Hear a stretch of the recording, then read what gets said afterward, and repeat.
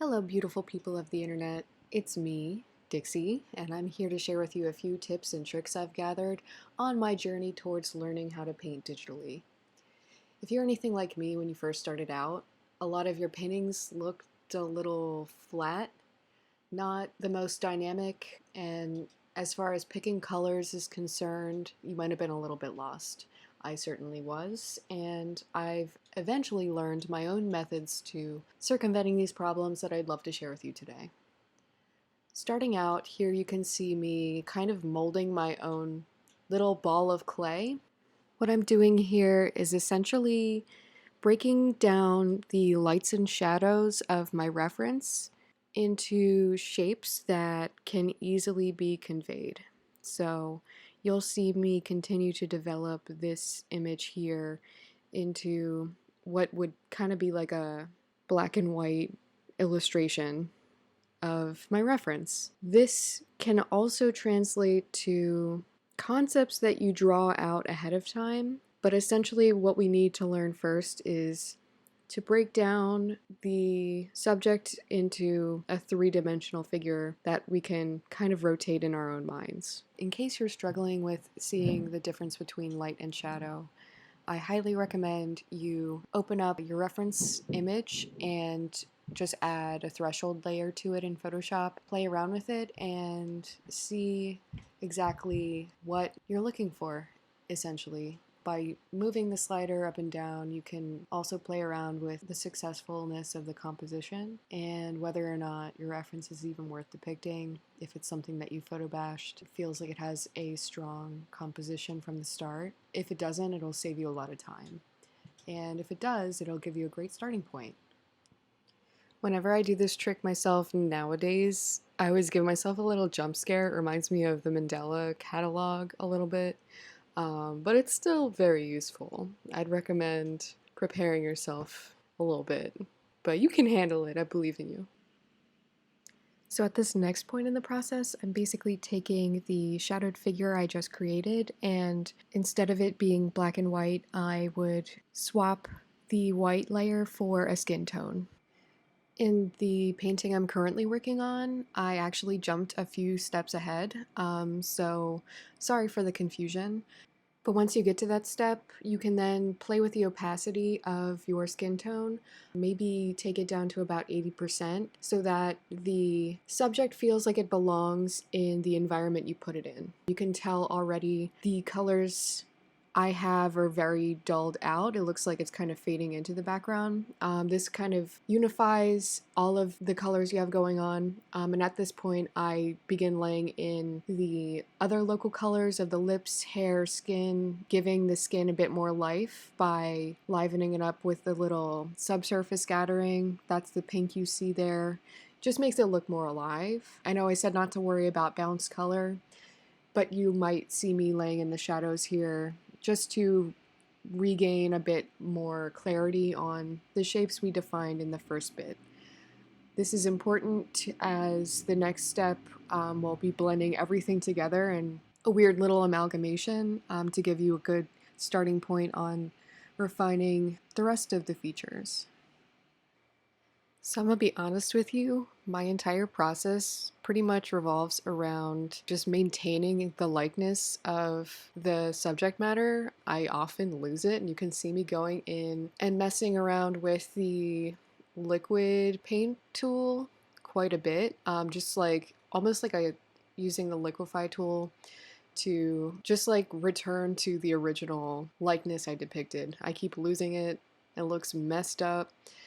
So I'll go in and like almost smear the features out and repaint them over and over again. And this has somehow become my secret superpower to getting really cool layered looks that mimic oil painting in a way. Traditional oil painters would call this painting alla prima, but it can easily be mimicked in Photoshop by cycling through the brush tool down to the liquid brush tool and making sure your settings look like this that I have on screen. It'll allow you to get less of a load to your brush and more of just a smeary effect that helps me accomplish everything that I favor in my paintings.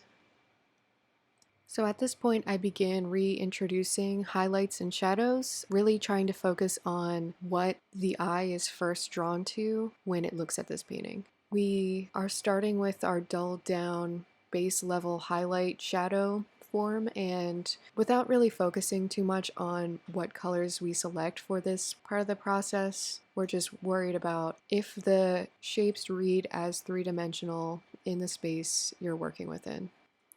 I think the highlight color I chose is actually a little bit dull for what we're working with. I think I might have gotten a little tripped up because our base level is so matchy to the background color. It allows it to belong, but it sort of loses some life. So you can see me pull a little bit from the cheek color that I selected as I introduced our local value colors and kind of like play around with the opacity layering the highlight color with the cheek color to give it a little bit more life. And as you see, I do that. It allows me to turn the shape in space a little bit, so you begin to see it, the forehead fall back, the nose becomes a little bit more sculpted, and I continue to push and pull the highlights with the midtones and maintain the likeness using the liquid brush tool throughout this process. So at this point, I want to create a new layer and do exactly what I've been doing before, just with a larger brush. It'll depend more or less on where you're at in your painting, but I'm just going to be smearing out the drawing on a larger scale using the liquid brush tool we discussed before. This allows me to kind of play hide and seek with the edge quality, blurring things out and allowing me to then go back in with a smaller, more detailed brush to paint back in. This allows us to once again turn the form in space, create depth, and also blend the colors a little bit better for us to then pull from as we paint back in. It's about at this point you'll start to see me reintroducing some of the finer details with a smaller, more hard brush, pulling existing colors from the composition already and just kind of making it a little more defined in the eye region, specifically in the nose and the lips. Like I said before, a lot of the time spent painting for me is more or less just like a dance on trying to maintain the likeness that I had from the beginning, allowing it to get lost and bringing it back to what it should be, and seeing how the colors and values layer throughout that process. It can actually give it a lot of character and beauty. So don't get upset if you're struggling through the quote-unquote ugly phase, because it really just adds a lot more character to your painting in the end. At this point, I begin to take into account the ambient occlusion that takes place when your subject obscures any light from hitting the corners of the neck there, where you see shadows deepening up quite a bit, and just going in and double checking that my subject reads as three-dimensional by zooming in and out. Apologies if it's giving you whiplash a little bit, but I did notice that my subject's mouth curvature wasn't really reading as three-dimensional. So I then used the eyedropper tool to grab a bit of the cheek and skin tone intersection and just build that out accordingly. Just an extra note to say that be very careful when doing this not to overstate your halftones. This is something that Sargent, a painter that I have studied a lot just to learn how to oil paint, says quite often to his pupils, not to overstate your halftones. It can very easily age your subject in a way that is not necessarily desired. Now I'm about to pull out the big Mama Jammas. Uh, Creating a new layer once again, we'll want to select the smudge tool. I can provide all of the tools that I use in the description below for your reference, and so you can play around with them as well. But this smudge tool in particular has a luminosity setting that changes the colors when you spear them out to unify it in a way that I can't even fully explain. You'll just kind of have to watch and see.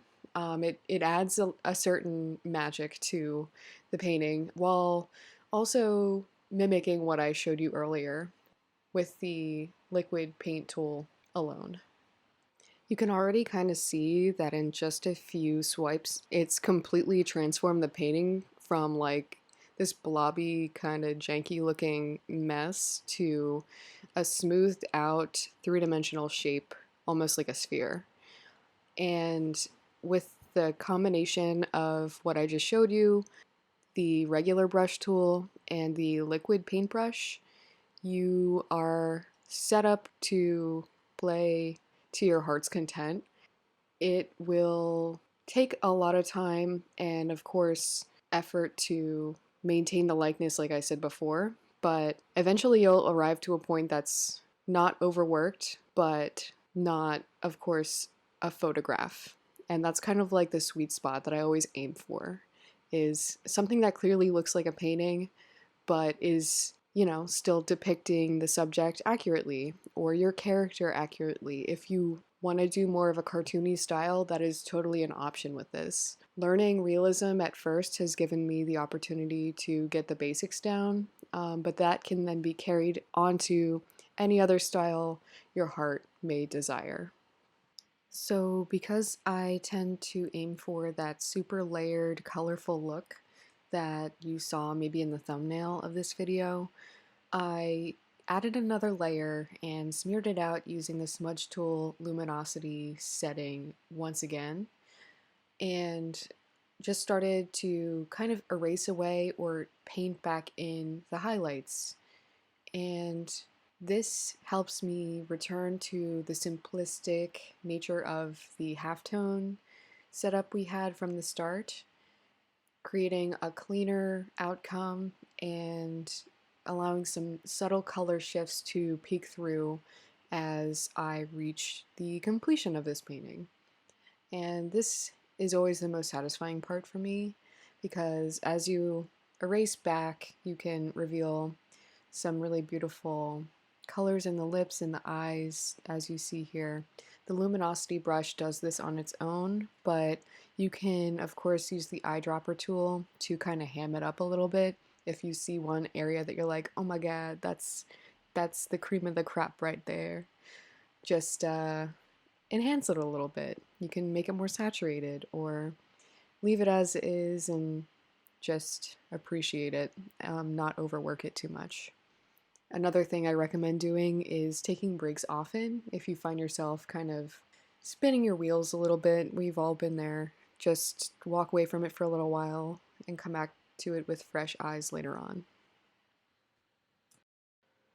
I don't know if you caught this in the act, but I actually just created an additional layer and painted in the lips, knowing that I wanted to use a different saturation setting. I think I actually set it to luminosity as well and erased bits of it away to kind of create a dabbed off look for the softness of the lips, trying to pay attention to the edge quality, soften it so that it doesn't look like a mustache basically. And it takes a bit of time to get right, but when you do, you'll know. Trust me. Some of these brush strokes you see me making now actually stay in for the final piece. I really love how they look and feel. I always aim, like I said, for a painting to feel like a painting, and it's important to recognize when to stop. So I've left a lot of those alone. But as far as actually depicting the face goes, I have quite a long ways left here. I you can see me now starting to paint in the eyebrows, the iris of the eyes, eventually the nostrils, and the highlights of the eyes as well. Always paying attention to the edge quality of each brush stroke, making sure it reads as skin and not as metal or, some other type of material. Metal is a whole other ballgame, a little bit more involved here. So, no worries there, but making sure the skin looks soft and not like sharp and pointy by putting dark next to light. Making sure that the transition from brushstroke to brushstroke, value to value is gradual and spherical. So, just to recap, I suppose my tips would be first laying in local color, then blending out with the liquid brush tool, regaining clarity on the shapes you established while laying out local color, using the luminosity smudge tool to smear it out and start all over again. All while refining slowly with a combination of liquid brush tool and saturated brush tool, keeping an eye out for any brush strokes that feel final to you and trying to leave them be. And going in with a smaller brush, finer detail, and establishing the final features. This process is very intuitive to me, and to be honest, this is the first time I've ever put it into words.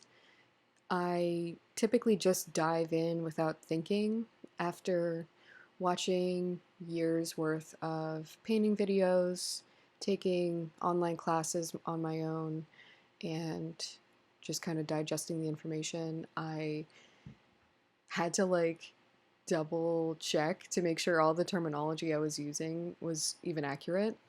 So thanks for bearing with me as I learn to navigate the YouTubes.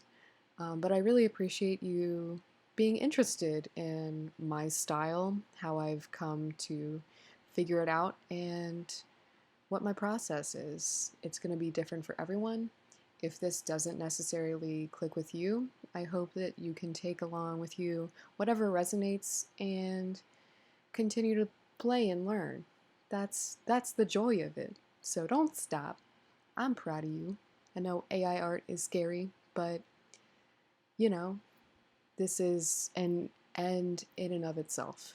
So continue to make what makes you happy. And I look forward to seeing what you come up with.